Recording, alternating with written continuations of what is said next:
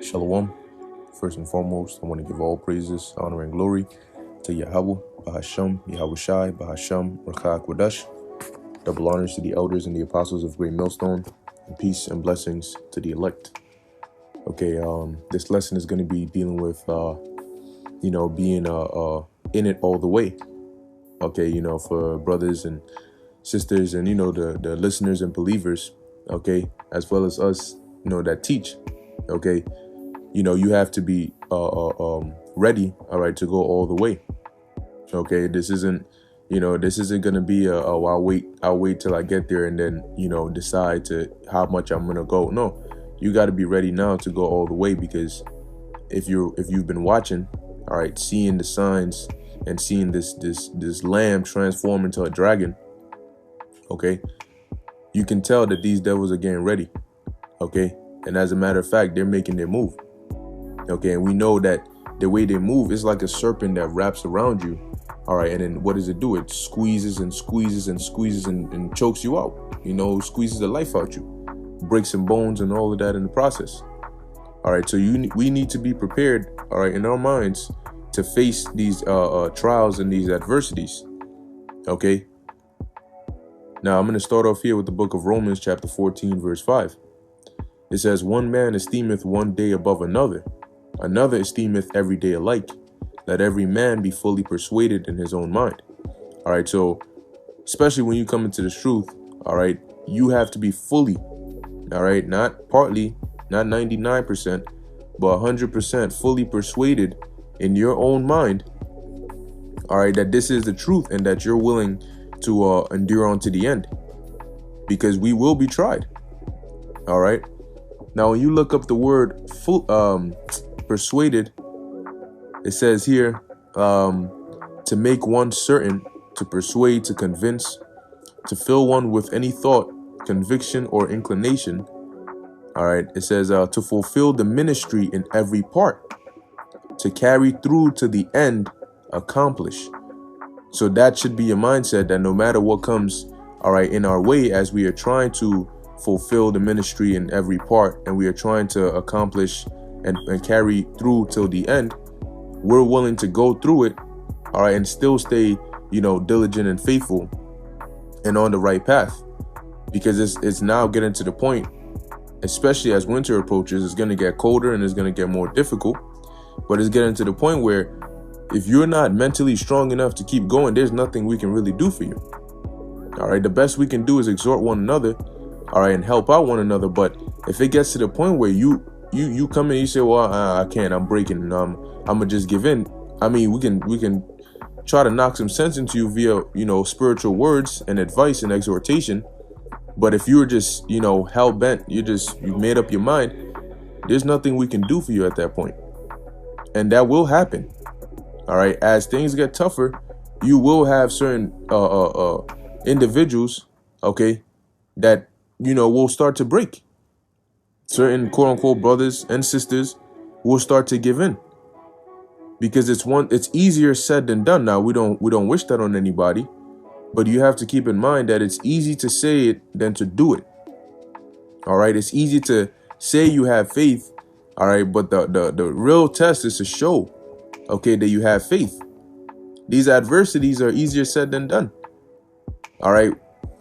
So when you there and because guess what? You got Governor Cuomo saying now that he's asking all private businesses to be Vanessa only admission. So not, oh, well, if you're going to work in the office, then you got to have Vanessa. No. Vanessa only admission to work here, all right, whether remote or whatnot, you have to be Vanessa, all right, and that soon, depending on how many of these private businesses actually take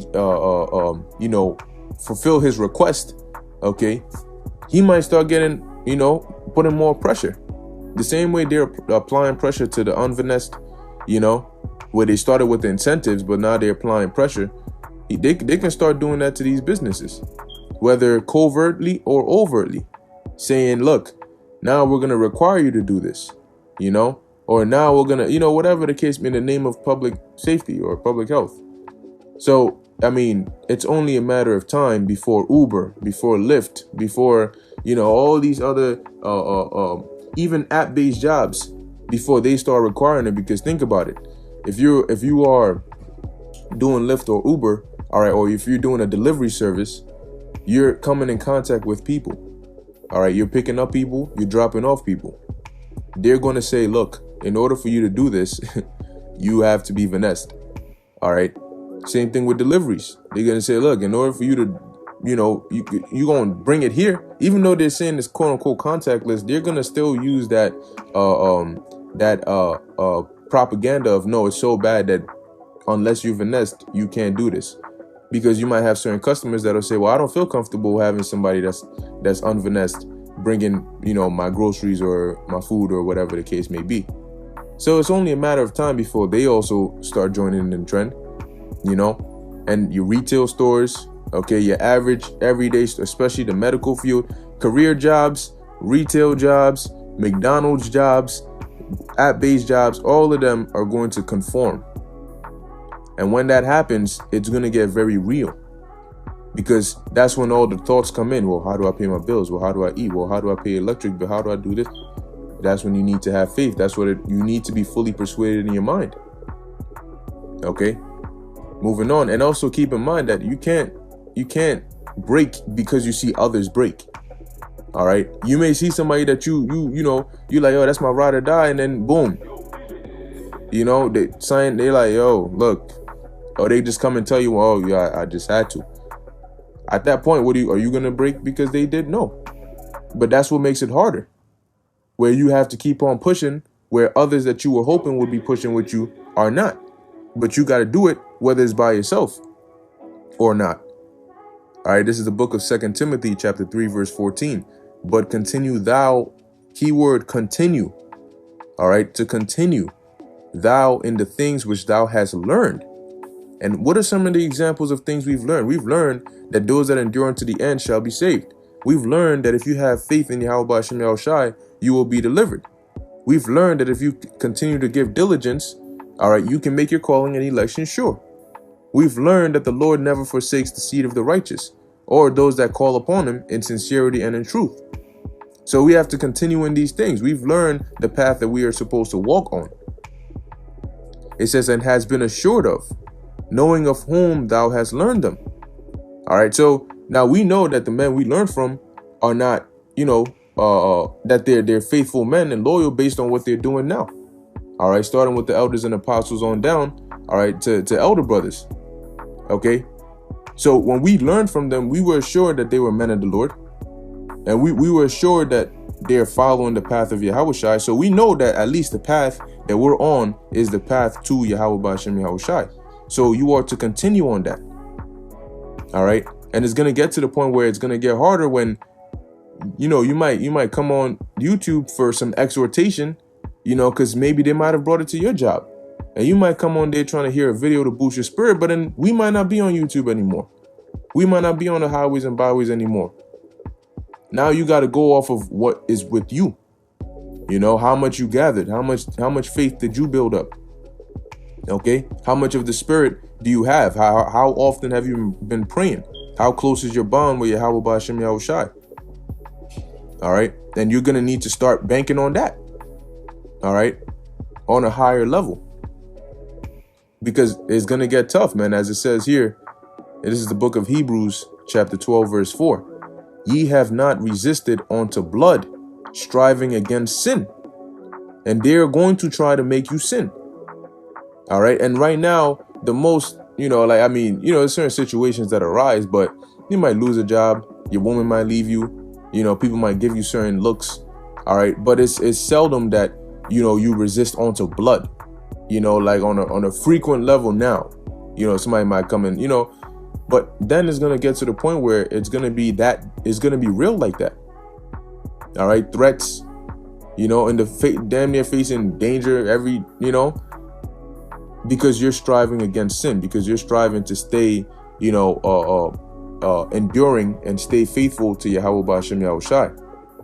And it's going to be a very tough endurance test, Okay, but if you have the faith and the belief, you won't let any adversity stop you, because your mindset is solely set on the end goal. Better is the end of a thing than the beginning thereof. Yes, we want Jacob's trouble to come. Yes, because the sooner it comes, the sooner the kingdom comes. But when it comes, it's not going to be the easiest thing in the world. It's doable. It is going to be required of us. And if you're of the elect, you're going to make it. Okay, but you need to be prepared in your mind mentally. You need to fortify your mind. You need to guard your faith. All right.